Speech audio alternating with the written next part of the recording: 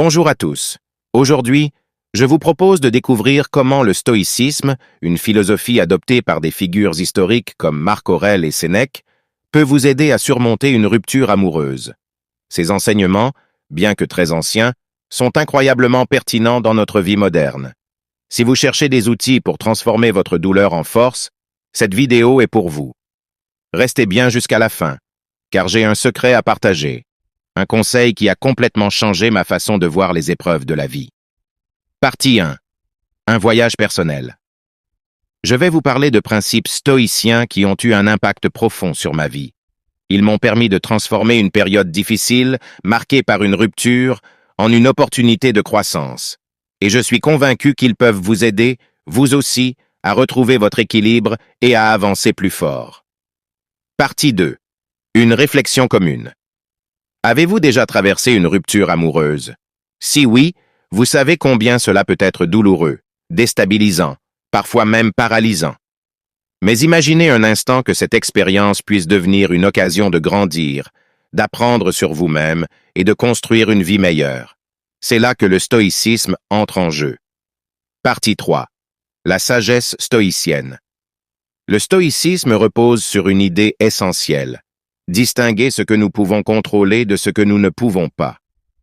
En appliquant cette philosophie, vous découvrirez une nouvelle manière de gérer vos émotions et de surmonter les épreuves, même les plus douloureuses. Abonnez-vous pour découvrir davantage de contenu inspirant et partagez vos réflexions en commentaire. Ensemble, faisons de chaque épreuve une occasion de grandir.